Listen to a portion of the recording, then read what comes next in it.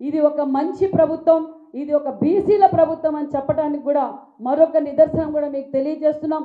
ఈరోజు సూపర్ 6 పథకాలు రాష్ట్ర వ్యాప్తంగా ఈరోజు ఏదైతే మాట చెప్పామో ఆ మాట నిలబెట్టుకున్న ప్రభుత్వం మన ఎన్డీఏ ప్రభుత్వం. ఎందుకంటే ఎక్కువగా లబ్ధి పొందేది బడుగు బలహీన వర్గాల మనమే కాబట్టి ఈ మంచి ప్రభుత్వానికి మీరు ఎల్లవేళలా మనం అందరం అండగా ఉండాలని కూడా ఈ సభాముఖంగా మీకు అందరికీ తెలియజేస్తూ, మరి రాయలసీమలో మామూలు ఈడగలో అంటారు, మా గౌడ్లందరినీ ఈడగల అంటారు.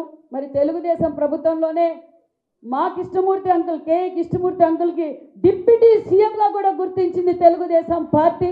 మా నాన్నగారు మరి కేఏ కృష్ణమూర్తి అంకుల్ గారు చాలా సన్నిహితంగా ఉండేవాళ్ళు. ఈరోజు కేఈ శ్యాంబాబు గారు మేము అలాగే ఉంటున్నాం. మరి ప్రభాకర్ గారు, ఎందుకంటే ఆ ప్రాంతంలో రాయలసీమలో కూడా గౌడ్ను గుర్తించిన ప్రభుత్వం తెలుగుదేశం ప్రభుత్వం.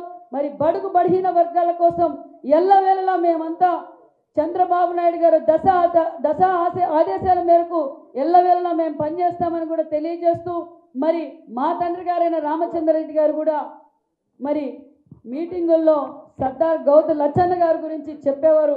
మేము ఎప్పుడు మాకైతే తెలియదు, కానీ అప్పట్లో బీసీల కోసం పోరాటం చేసిన గొప్ప వ్యక్తి అని మా నాన్నగారు సభల్లో చెప్తున్నప్పుడు వినేవారం. ఈరోజు ఇంతమంది వేదిక మీద ఉన్న పెద్దలు ఇంత గొప్పగా చెప్తూ ఉంటే నిజంగా, ఎందుకంటే 6 సార్లు ఎమ్మెల్సీగా, పార్లమెంట్ మెంబర్గా, మరి వారి కుటుంబ సభ్యులు, మళ్ళీ వాళ్ళ కుమారుడు 6 సార్లు, మళ్ళీ వాళ్ళ మనవరాలు ఈరోజు ఎమ్మెల్యే.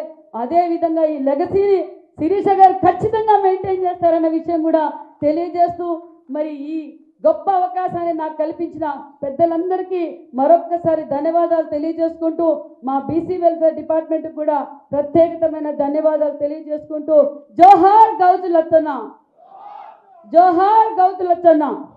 Thank you. దయచేసి అందరికి కూడా మెమోంటో షాల్ ఇస్తాం.